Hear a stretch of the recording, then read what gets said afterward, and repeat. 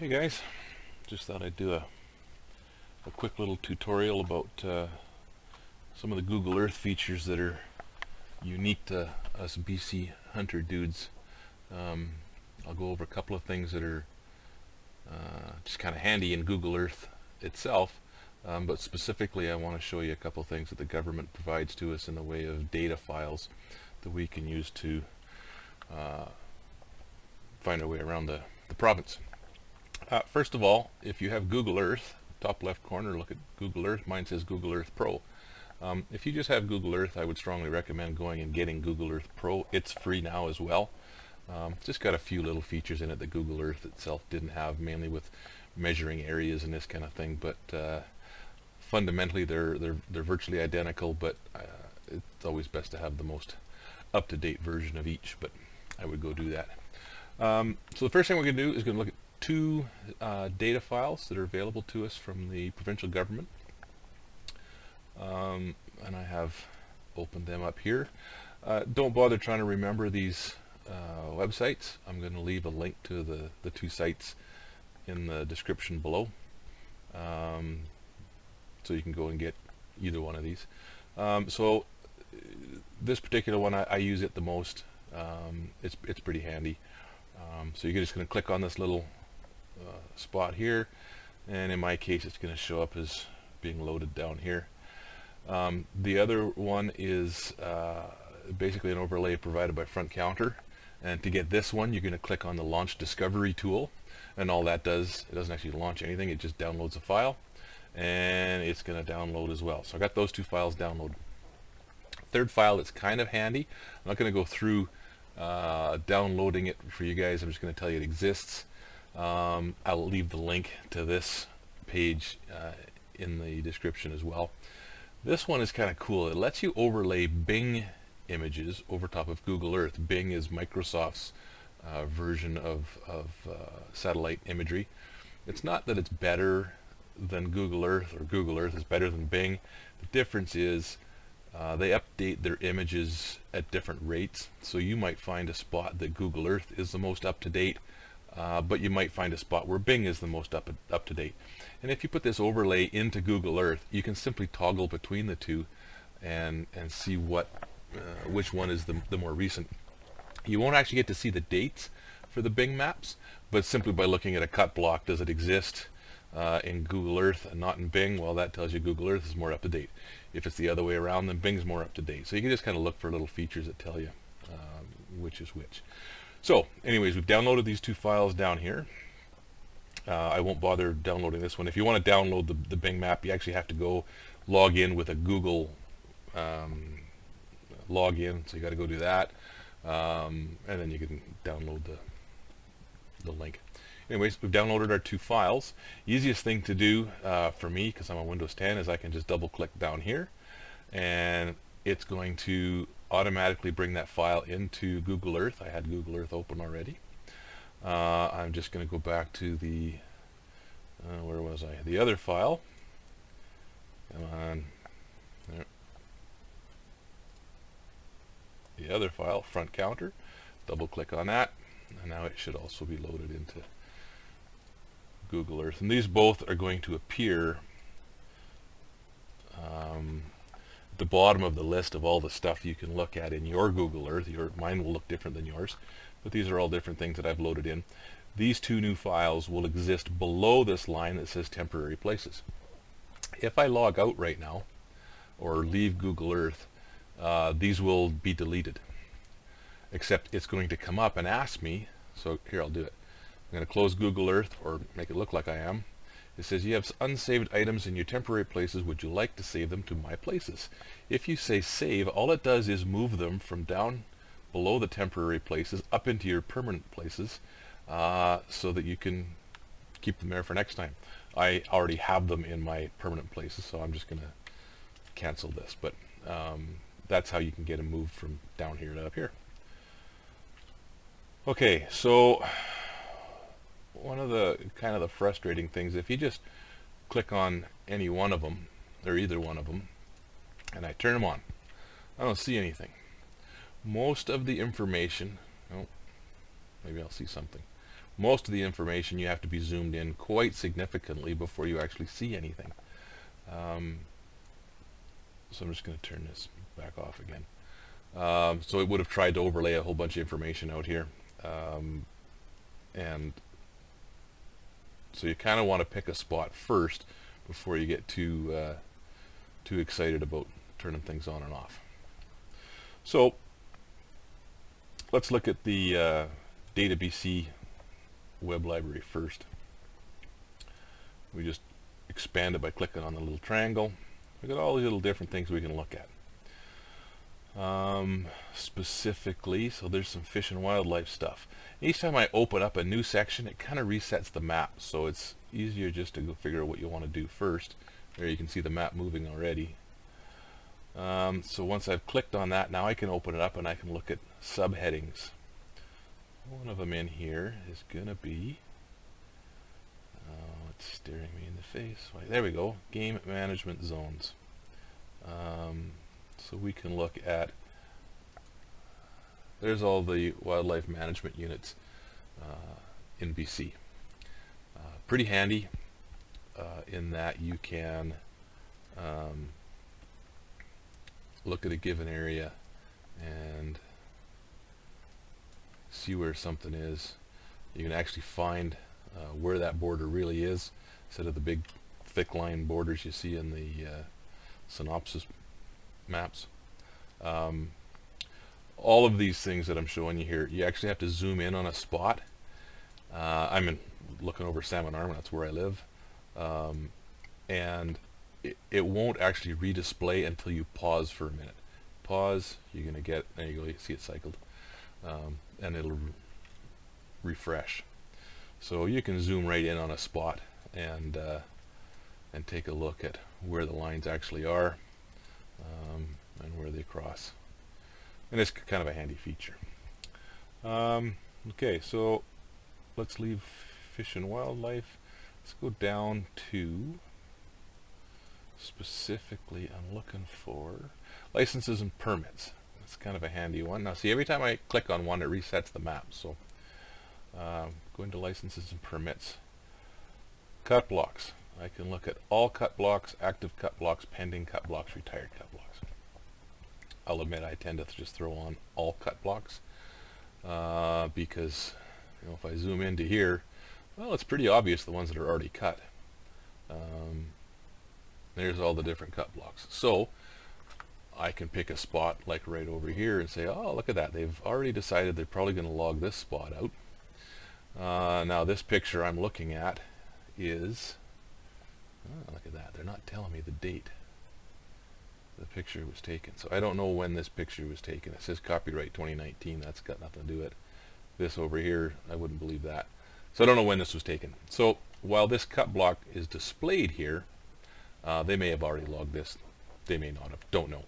Anyways, you can turn cut blocks on and off. Take a look at where they are, where they're going to be. All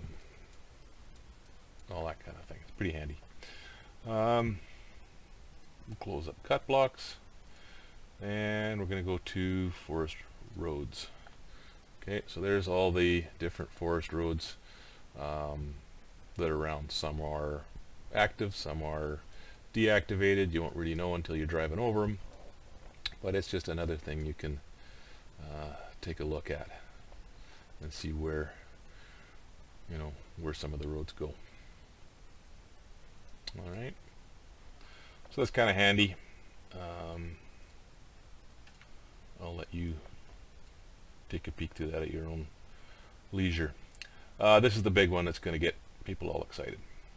Land ownership and status. So open that up, look under here. You want to work your way down to the integrated cadastral fabric. You want to open that. So inside here we can look at private land, crown land, and then under crown land we can find out if it's municipal, federal, provincial. Let's pick a spot. I don't know. Let's go right here. Where are we at? Honestly, don't know where I'm at. I should know. Anyways, turn on places. What did I hit?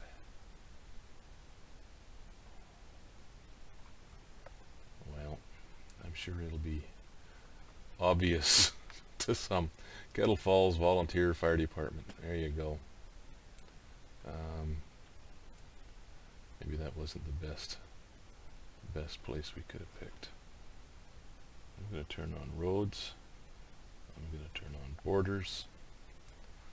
That's probably a good reason why it didn't make any sense, because that was on the wrong side of the border. Okay, let's go into someplace in Penticton. And let's wander up into here somewhere. I'm going to turn on private ownership. This is one of those ones where you need to be zoomed into a certain level before it will show you the ownership. And it's just being kind of a pain. I'm not sure why it's not refreshing. It should. Let's try somewhere else. There we go. Okay, so it clicked in, finally showed the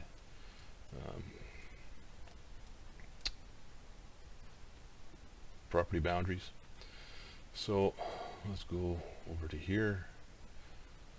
Okay, here's a case where we have some municipal, excuse me, some municipal, some private. And you're probably wondering why it's not colored out here. The only Crown properties that are colored are properties that have been previously surveyed.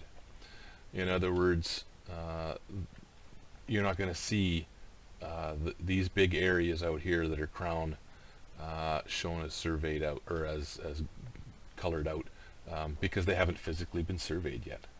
So let's take and turn off Crown All. Unknown. Okay, so these ones that I'm turning on and off, those are municipally owned, which kind of makes sense. And we don't see any federally owned stuff here. I'm going to run back up to Salmon Arm because I do know of one spot up here where there is a spot. Okay, so we're going to go in on here, and we're going to look at some properties here, and we're going to turn on. Okay, so here I have some private properties, and we have a big property up here. I'm going to turn off municipal, sorry.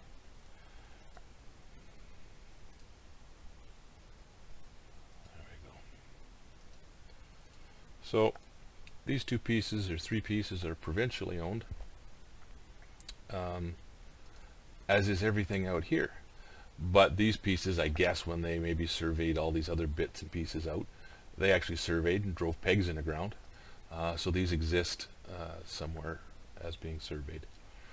So that's the big deal there. So now I'm going to go to private ownership, and it's kind of handy. You can turn it on, and then you just go in on a spot, and then you wait for a couple seconds, and it should refresh. And now you know where all the private boundaries are. You also know where, here's a good example of a spot I know of. So here's a public road. There's a driveway up here into this house, a driveway up here into this house, but here's no man's land up through the center. Nothing stopping me from walking up there with a rifle, walking up here, walking into Crown land, and wandering up through here. The only thing hesitating or keeping me from doing that is that, well, I'm not sure why it's not showing, but this land up here is steep as hell, and I wouldn't be hiking up in there. But oh, that's why that's not turned on. There we go. Didn't have terrain turned on. Come on, where was I? There you go. That's why you don't walk up into there. Okay, so that's the properties, and it's pretty handy. You can take a look at various places. It's great for hunting, great for all sorts of other little things as well. You can get into land use. You can look up all sorts of different things, different areas that have been looked at and examined and everything else. You want to get into some of these, great. have at it. So the other thing I was going to show you. So we just looked at this one. That was Data BC Web Map Library. We're just going to look at the FrontCounter BC. It's very similar, less stuff. If you're just interested in properties and such, this might be where you want to go. Land ownership, simply turn it on. Zoom into a spot. I don't know, here's for you folks in Nanaimo, where are we at? There's, I don't know, never heard of York Lake, but there you go. And look at that, someone owns part of York Lake. Yeah, so there's a case where you have all your properties all laid out. You can find your property boundaries and this and that. And then, you know, the further you work out into or away from folks, you start to stumble into Crown land. And now you can find out where the borders are. You can say, hey, if I were to drive down Nanaimo River Road, stop right here, walk up here, up through here, up through here, I can get out here, and nobody can give me hell for that. So it's just kind of a handy thing to do that kind of thing. Same here, you can do private ownership, Crown ownership. There's a few other things in here, but I'll be honest, I don't use this one that much. I just included it because a lot of people use it as well, so you could look at that one as well. The other one I was going to show you was these Bing overlays. So here's an example. I don't know, let's pick a spot. I don't know, Gabriel Island. Okay, so if I look down at the bottom, it tells me the Google Earth imagery was from, well, of course, once that comes up, it goes away. It was telling me it was from 2018. So we're going to turn off the FrontCounter stuff. There you go. Oops. Imagery date, August 18th, 2016, sorry. And I'm going to turn on a Bing overlay for aerial. And I'm just going to turn it on. And it goes and loads a bunch of stuff. And I can toggle it off, I can toggle it on. So what I'm kind of looking for is any place that's different. And that'll simply tell me which is the newer one.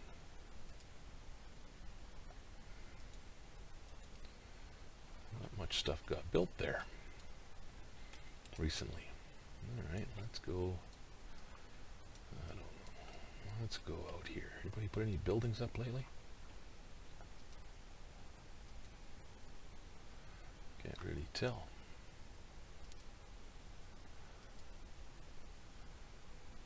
Not even that different time of the year.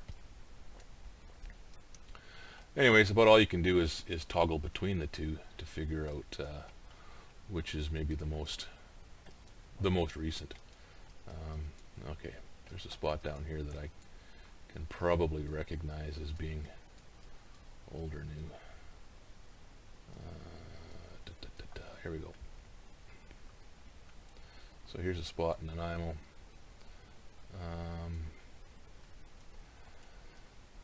And we're gonna, so there it's off, there it's back on.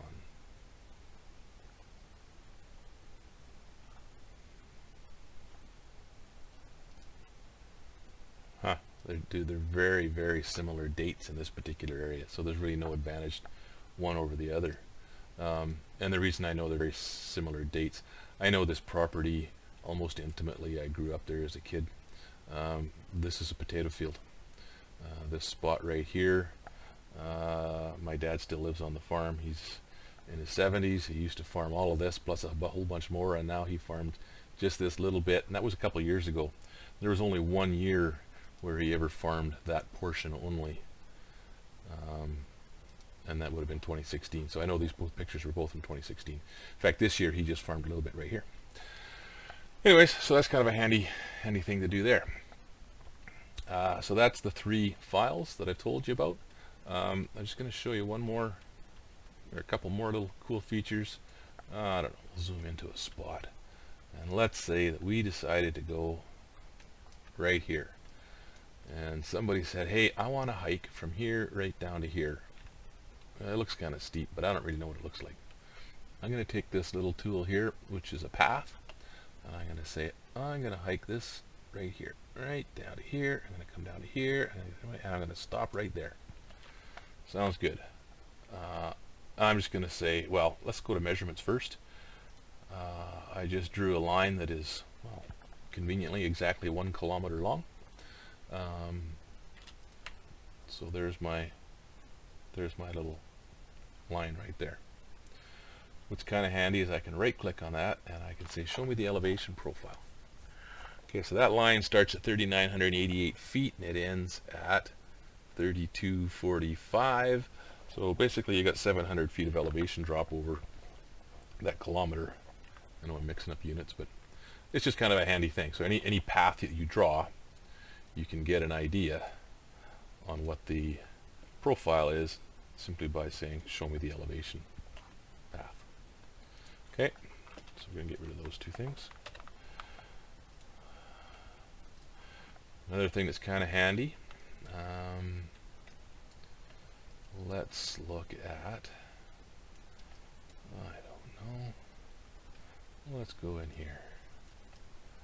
Not that we would really, oh, that's kind of a spiky looking spot. Let's say I was interested in looking at this spot right here.